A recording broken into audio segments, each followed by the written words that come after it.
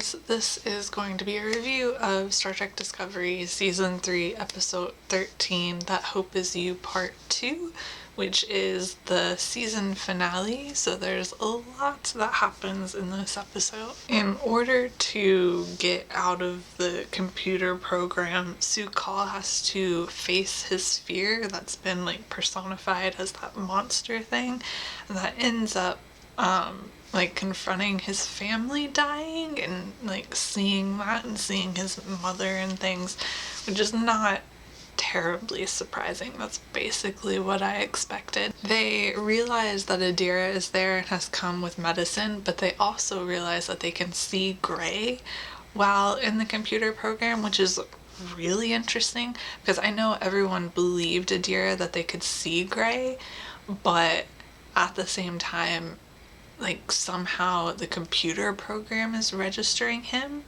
which would imply that he's really there somehow. I don't know if I'm going to be able to describe this in a good way.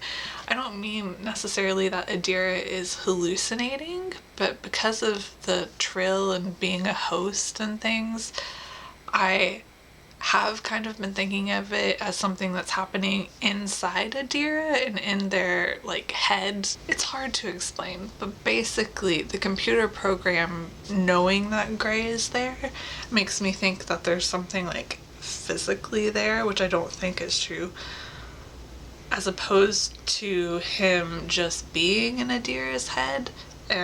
But also maybe the computer program is also somehow in Adira's head and registering him. I don't know. I have so many questions about how Gray is there, and those questions just got multiplied by 10. But on top of that, because they can see him, Culber and Saru get to actually meet Gray and talk to him, and it's such a nice moment. I love that they get to talk to him, because I can only imagine how that is for Adira, being able to see Gray and talk to him, but everyone around you, even though they believe you that he's there, they don't know him themselves because they've never had a conversation with him.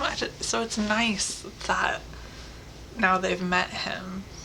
But there's also the really sad scene where Gray doesn't want to leave because people can finally see him, and that scene was really sad. But also I love the scene with Culber, Gray, and Adira, and I love them together, and Stammen's together, probably my favorite storyline of this season.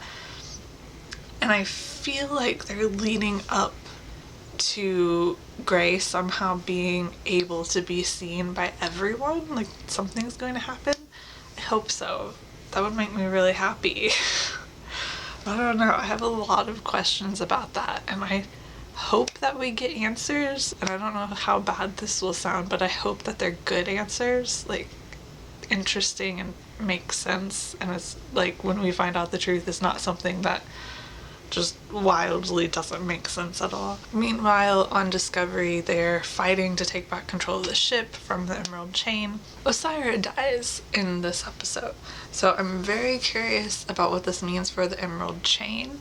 In the episode, it's implied that they very quickly dissolve. I am suspicious about that. Even if they dissolved for the moment and things, I don't think they're completely gone, because the Emerald Chain has a lot of infrastructure and a lot of people. Even if Osyraa had complete control over everyone, I find it hard to believe that someone's not going to fill that power vacuum and take over. So I don't know if I should believe that the Emerald Chain won't be the primary antagonist for the next season because Osyraa is dead, or if we're just going to get a new person filling Osyraa's position in the next season. But I feel they will have to still be around somehow. At the end of the episode, we also find out that Saru is going with Su'Kal to Kaminar, which is kind of sweet. I can't even imagine what that would be like for Saru, because he hasn't been to Kaminar since they jumped forward in the future. Who knows what it's like now. So he's taking Sukal there to like learn about their people and things, but I feel like Saru has a lot to learn himself because he hasn't been there in so long. So I'm very interested in what happens there, but it also made me sad because it seemed like Saru wasn't going to be on the show anymore because he's no longer captain of the Discovery. But looking at the information we have about season 4, it looks like Saru is in the season. He's like on Wikipedia and stuff, which I know can be changed and whatever, but he's listed as one of the main characters. So I'm very curious about that and what role Saru is going to play in season 4.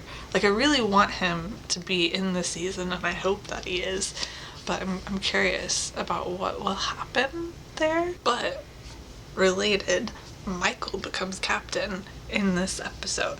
Not really a surprise. I definitely thought she was going to become captain at some point. That definitely felt like what everything was leading to, but also it feels so satisfying to finally see her as captain. Like, it makes me very happy.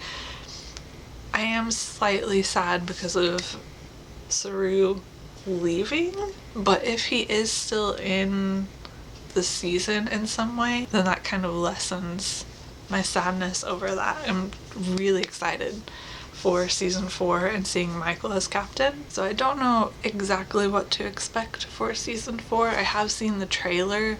Funnily enough, as I was watching the end of season 3, Paramount Plus kept showing me the season 4 trailer in the commercial breaks. So I'm excited to see what happens, and the new uniforms, which will be very interesting. But I will see you guys later. Bye.